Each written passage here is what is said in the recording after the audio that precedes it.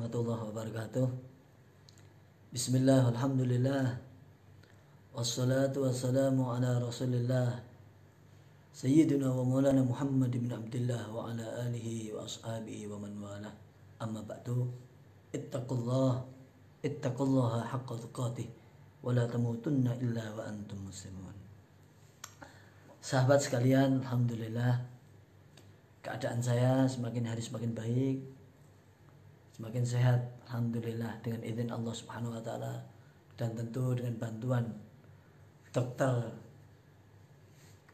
tercinta, dokter yang sangat baik sekali, Dokter Syifa Mustika, dan juga support dari sahabat saya tercinta Gus Samton, demikian juga Dokter Nurholis Komari, dan seluruh sahabat-sahabat sekalian yang terus mendoakan saya. Alhamdulillah, kondisi saya semakin pulih. Awal penyakit saya yang sudah beberapa minggu memang lambung saya. Saya memiliki penyakit MAG dan asam lambung sudah bertahun-tahun dan seringkali saya opname.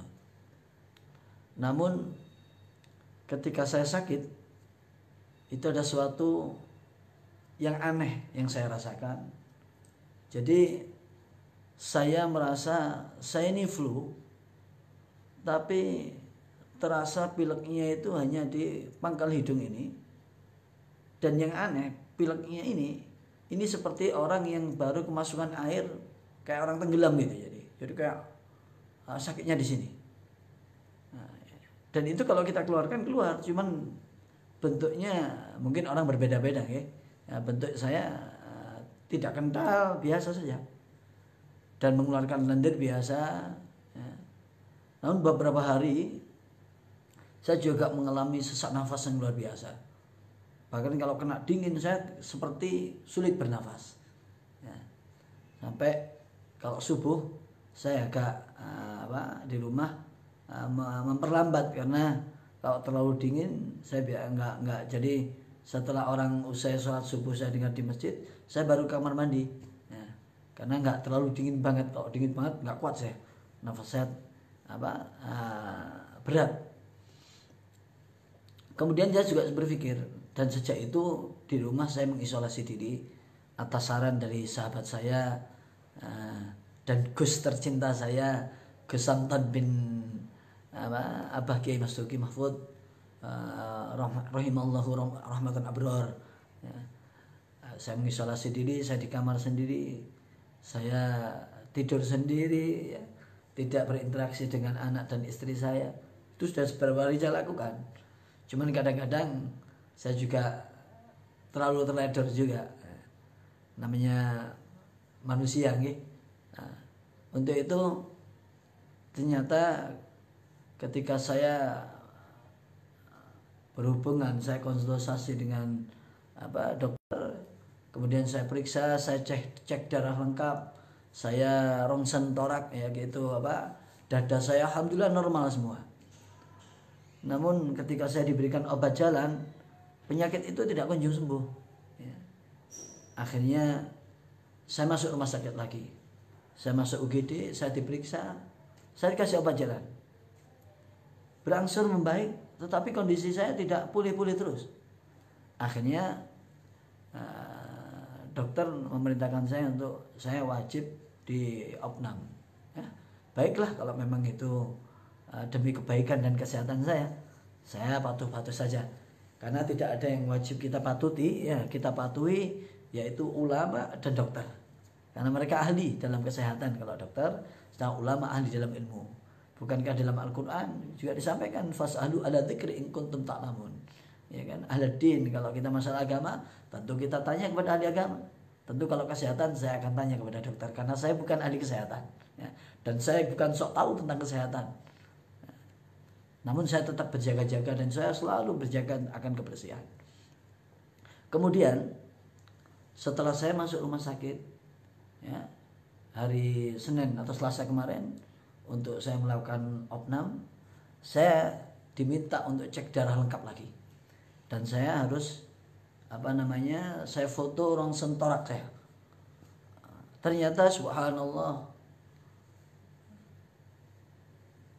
darah saya positif, terserang virus COVID-19. Ya. Akhirnya mau tidak mau saya harus diisolasi, ya. Diisolasi. Jadi saya testimoni semacam ini bukan untuk apa-apa, agar panjenengan semua berhati-hati. Ingat, COVID-19 bukan omong kosong, ya. Bukan omong kosong, dan jangan sampai mengatakan bahwa ini adalah propaganda dan sebagainya. COVID adalah makhluknya Allah. Dan yakinlah tetap, Allah tidak menurunkan penyakit, pasti menurunkan obat.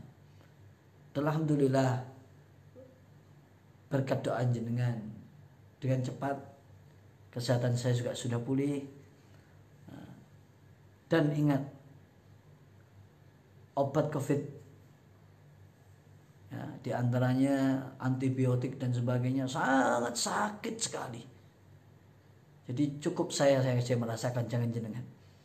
Jenengan harus jaga diri, lebih-lebih para kiai, para ustadz. Ya. Kasihan keluarga kita, kasihan tetangga kita. Jangan sembrono, jangan pernah meremehkan. Kalau kita meremehkan, hakikatnya kita akan meremehkan Allah Subhanahu wa taala yang berikan semuanya kepada kita. Berapa banyak guru-guru kita, ulama kita yang terkena. Berapa banyak bunyai, para kiai, bahkan para habaib pun kena. Ini pesan saya. Idza aradallahu syai'an ay yaqula lahu kun fayakun. Kalau Allah berkehendak, Allah tinggalkan kun, jadi-jadilah. Maka hati-hatilah. Jangan pernah anggap remeh. Ikuti apa yang disarankan para dokter dan pemerintah. Sebaik mungkin hindari kerumunan. Kalau tidak terlalu perlu, jangan sering keluar. Saya ini termasuk orang yang jarang sering keluar.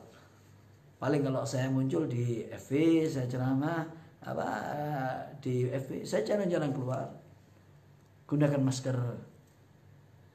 Ya, ingat, jangankan orang seperti saya. Ingat, pernah ada satu sahabat Nabi pun kena wabah penyakit hingga beliau meninggal dunia. Ya kan? Ini beruh untuk kita. Dan kemudian saya diswab. Jenengan tahu rasanya swab? Sakitnya luar biasa. Bayangkan, dimasukkan ke hidung, ditusukkan, ditarik-tarik. Kalau mulut dibuka, disogrok mulut itu. Dan tidak sekali, 2 kali. Hasil swab saya, baru saya dikasih tahu, hasil swab saya pun positif. Saya kena COVID-19. Ya. Saya tidak cerita omong kosong. Saat ini saya di rumah sakit dan saya diinfus. Saya diisolasi. Sebaik apapun rumah sakit, se-VIP pun rumah sakit, tentu masih enak kita di rumah dengan keluarga kita, meskipun hidup dalam keadaan sederhana dan biasa. Bayangkan kalau Anda diisolasi, tidak boleh dikunjungi, tidak ditunggui, malam tidak ada suster, tidak ada siapapun, mereka pun pulang karena mereka capek. Mereka tidak boleh berlama-lama memakai pakaian APD yang demikian panasnya. Kasihan mereka, kasihan dokter-dokter kita. Monggo jaga kesehatan. Monggo jaga diri kita, jaga keluarga kita. Itu pesan saya. Coba, kalau seandainya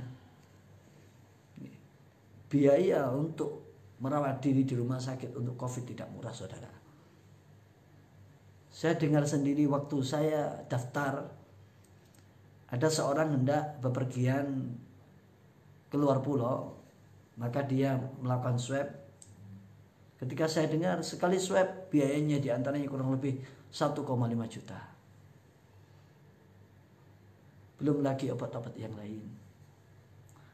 Untuk itu berhati-hatilah. Jaga diri panjenengan semua. Jangan pernah remehkan. Jangan anggap COVID adalah konspirasi. COVID benar adanya.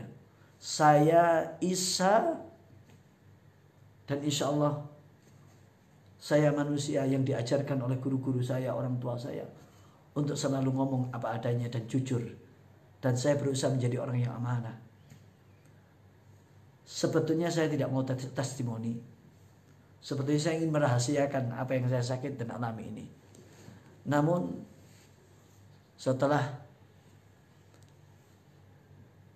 apa yang disampaikan sahabat saya Gus Samton, dan saya bagian dari RMI Robitoh Ma'had Indonesia, maka wajib bagi saya untuk menyampaikan hal ini agar panjenengan semua berhati-hati. Ingat, hati-hatilah. Jangan pernah remehkan. Kalau seandainya pemerintah masih melarang anak-anak kita untuk tidak sekolah, biarlah kita ikuti. Kita ikuti demi keselamatan. Demi keselamatan kita bersama. Apa arti nun sewu dibanding kita ngajari anak kita, daripada kalau kita sampai anak kita terpapar dengan COVID-19. Saat ini di ruangan ini pun ada satu bayi yang saat ini diisolasi, umur baru 7 bulan. Tiap hari dia menangis berteriak-teriak. Bayangkan, kalau itu anak kita. Siapapun kalau diisolasi tidak boleh ditunggui. Tidak peduli jenderal, tidak peduli kopral, tidak peduli kiai, tidak peduli santri, tidak peduli konglomerat, tidak peduli rakyat jelata. Ini pesan saya.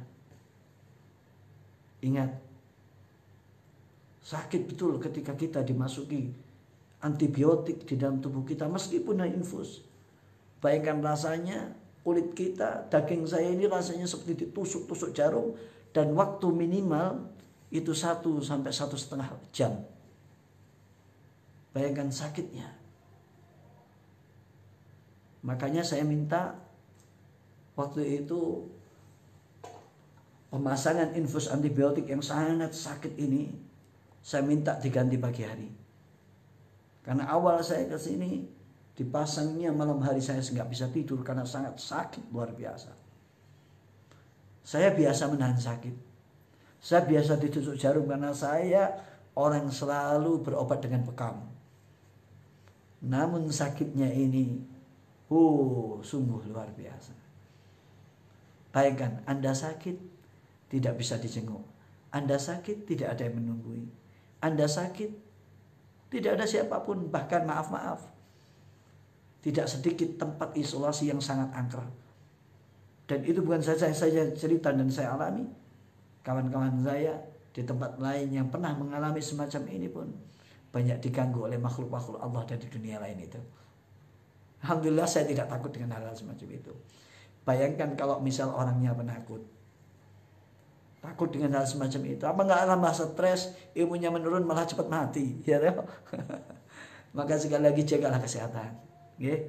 Jaga kesehatan. Saya sayang pada jenengan semua, lebih-lebih pada santri-santri saya, jamaah saya, lebih-lebih pada para habaib dan kiai-kiai saya. Jangan terlalu memaksakan diri. Saya bukan karena apa, demi panjenengan semua. Mudah-mudahan Allah berikan usia panjang yang barokah kepada kita, diberikan kesehatan, dan COVID-19 ini lekas diangkat oleh Allah Subhanahu wa taala. Lebih-lebih di kota kita, di negara kita, dan di seluruh penjuru dunia. Sehingga kita bisa hidup normal kembali. Kita jauh dari was-was. Kita jauh dari segala penyakit. Dan sebagai penutup, marilah kita berdoa bersama. Mudah-mudahan panjenengan semua, keluarga panjenengan semua, tetangga sekitarnya diberikan kesadaran, diberikan hati yang jernih, tidak ada tendensi. Jadikan orang yang ikhlas menerima seluruh qada Allah Subhanahu wa taala. Bahkan Allah mampu menurunkan junud, mampu Allah menurunkan pasukannya, sehingga kita harus waspada, kita berjaga-jaga, jangan sampai panjenengan semua kena COVID-19. Hati-hati dalam hidup di masyarakat. Niku mawon. Assalamualaikum warahmatullahi wabarakatuh.